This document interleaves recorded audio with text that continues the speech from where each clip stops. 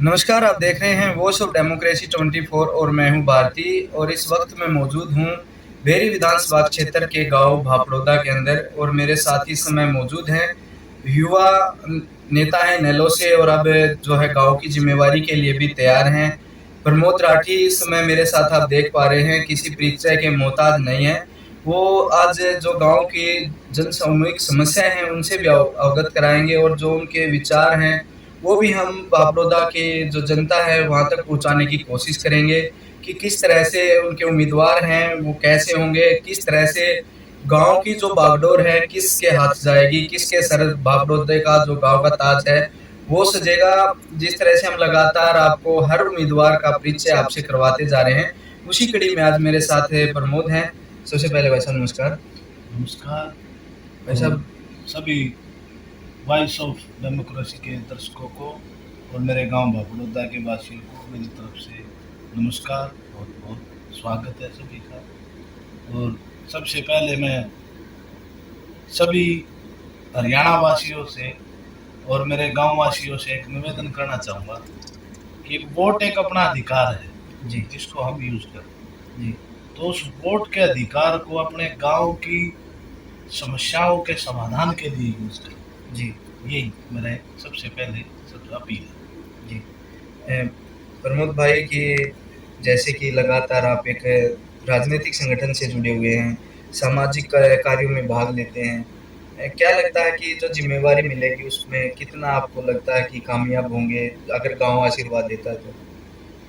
सबसे पहले मैं बताना चाहूँगा, मैं जिस भी राजनीतिक संगठन से जुड़ा हूँ जी तो मैं किसी पर्सनल अपने फायदे के लिए नहीं जुड़ा। जी मेरी एक सोच है जी कि गांव के लिए जी और अपने देश के हरियाणा के नागरिकों के लिए जी कुछ अच्छा करें। जी अपने लिए सब करते हैं। जी कहीं ना कहीं राजनीतिक कोई भी व्यक्ति किसी पार्टी से जुड़ता है तो वो किसी अपने फायदे के लिए।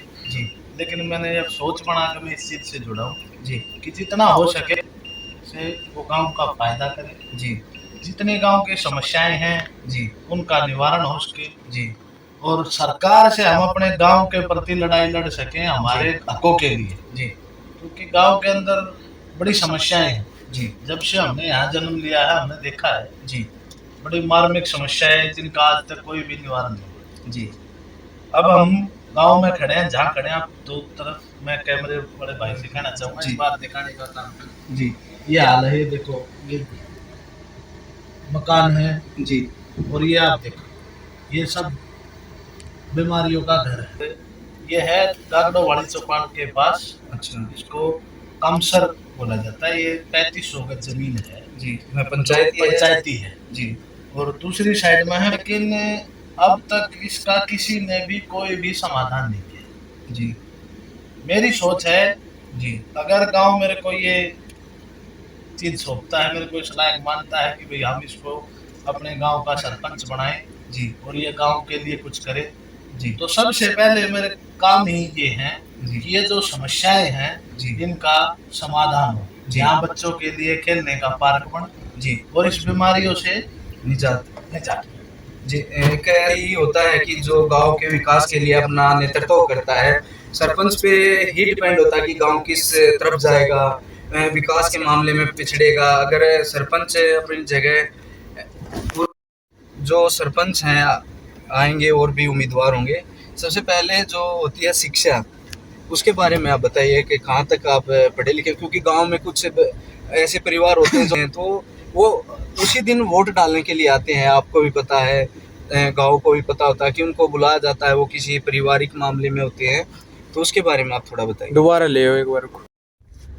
तो जिस तरह से आपका जो क्वालिफिकेशन जो शिक्षा, उसके बारे में बताइए थोड़ा। अब मैं +2 तक मैंने पढ़ाई की है जी उसके बाद मैं अपने पिताजी के साथ अपने बिजनेस में उनका हाथ बढ़ाने लग गया था जी लेकिन कई बार मेरे को ये महसूस होता है जी कि मैं जहाँ पढ़ाई में कम रहा जी तो जो मेरे गांव के आज के युवा हैं जी उनके लिए हम गांव के अंदर एक शिक्षा का अच्छा माध्यम तैयार करें, जी अच्छी सुविधाएं हों, जी जिससे कई बार जो हमें अड़चने पड़ती हैं वो हम आने वाले हमारा जो भविष्य है इस गांव का, इस देश का, जी उनको ये समस्याएं ना। जी तो इसके लिए जहाँ तक मेरी कोशिश है जी कि गांव के जो हमारे सरकारी स्कूल हैं जी उनकी बड़ी जर्जर हालत है, जी। टीचरों की तरफ से भी। कई बार है आप मीडिया के सामने आके गांव की आवाज़ उठाते हैं। पिछली बार भी जो पानी के टैंक को लेकर आपने एक बड़ी मुहिम की थी, उसका असर भी हुआ, लेकिन काम सिरे नहीं चढ़ पाया। पहला तो गांव का सर्वे हमने किया, थोड़ा सा बोलते हैं कि अगर प्रमोद एक बार, वो गांव वाले बोलते हैं कि जहाँ अड़ गया वहाँ अड़ गया।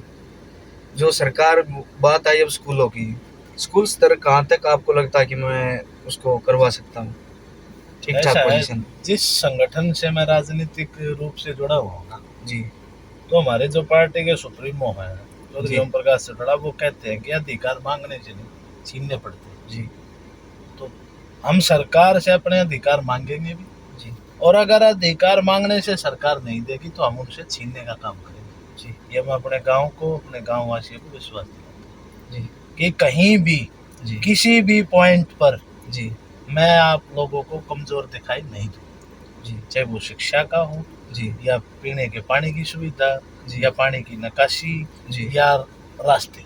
अब मैं आपको, जहां हम खड़े हैं जी वो मेन रास्ता है गांव का, फिरनी बोलते हैं उसको, जी जिससे बाहर सब लोगों का आना जाना होता है। जी अब उस फिरनी के हालात देखो आप, कैमरामैन से मैं फिर कि पीछे की साइड, इस साइड ये हमारे गांव की फिरनी है, जी ये मैं हालात है। जी तो इन चीजों को, मैं इन चीजों को खत्म करूँ, जी वो किसी भी तरीके से लड़ाई लड़नी पड़े, जी हमें कुछ भी कर, जी जहाँ गांव को मेरे पसीने की जरूरत पड़ेगी मैं अपना खून बहाने लगा।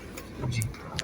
और एक बात है कि जिस तरह से वोटिंग का मामला है, कितनी वोट हैं जो गांव में पोल हो जाती हैं और कितनी टोटल होती है?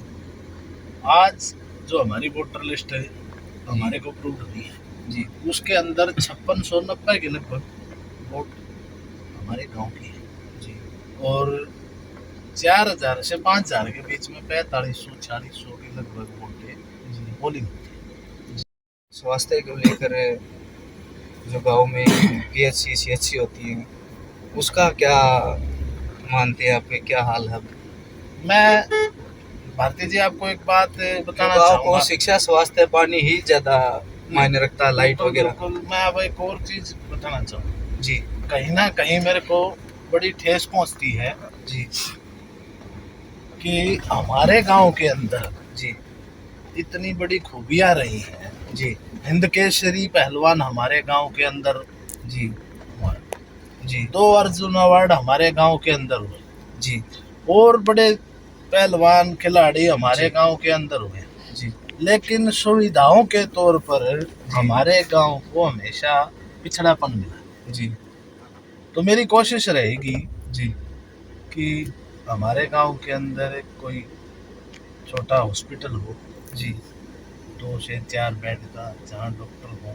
जी हमारे गांव को यहाँ से सापला भागना पड़ता है, जी गरीब लोग भी हैं जी। जो वो प्राइवेट हॉस्पिटल की जी फीस कई नहीं बार दे सकते। जो महिलाएं होती हैं डिलीवरी के वक्त काफ़ी परेशानियां, अगर टाइम से अगर गांव में सुविधा है तो हम कोई पड़ोसी भी लेके वहां तक पहुंच जाता है, लेकिन दूर के मामले में तो परेशानी ज़्यादा। बिल्कुल होती है, इन्हीं चीज़ों का निवारण करना मेरा मेन मकसद है जी और मैं गांव को पूरा विश्वास दिलाता हूँ जी कि मैं कहीं भी अगर कमज़ोर साबित हुआ जी तो मैं गांव के सामने उस चीज़ को एक्सेप्ट करूँगा कि हाँ, मैं यहाँ कमज़ोर हूँ जी और मैं कमज़ोर रहा जी और मैं आप लोगों से अपील करता हूँ कि आप थोड़ी मेरी मदद करें, मेरा साथ दें जी कि मैं यहाँ कमज़ोर ना रहूँ। जी ये नहीं है कि सरपंच का चुनाव हो गया, गांव ने मेरे को सरपंच चुन दिया जी तो मैं फिर अकेला ही कुछ कर लूँगा, जी। मैं तब भी गांव को साथ लेके चलूँगा। जी अब मैं आपको एक चीज़ दिखाना चाहूँगा जहाँ बड़े दर्द महसूस होते हैं मेरे को। जी। हम खड़े हैं अभी उसी फिरनी पे ये जिसका जगह कौन रास्ता सी है? चला था। मैन फिरनी। ये है वाल्मीकि शमशान के पास जी फिरनी। जी अब आप एक चीज़ देखो, आप सामने का ये हालात हैं इस फिरनी के, जी ठीक है, जहाँ पानी खड़ा है 2 से 2.5 फुट जी। और इस साइड है अब ये शमशान है। आप ये शमशान देखो सर्वर जी अगर बाहर जो लोग रहते हैं इसी फील्ड जी किसी मुर्दे का दाह संस्कार करने के लिए। जी तो आप ये हालात आपने देख लिए कि क्या हालात है, वो कैसे आता है। ये चीजें बड़ा घर बिल्कुल। करती है मेरे को। जी मेरे को बिल्कुल व्यवस्था। इसी इन्हीं चीजों की लड़ाई लड़ने के लिए मैं अगर कोई इस एक बार जरूरत देख पा रहे हैं, अगर अननोन कोई ड्राइवर है जो रास्ते का ना जानने वाला है, तो वो कहीं भी जा सकता है। इस तरह की जो सिचुएशन है भापड़ोदा गांव की है, आप देख सकते हैं।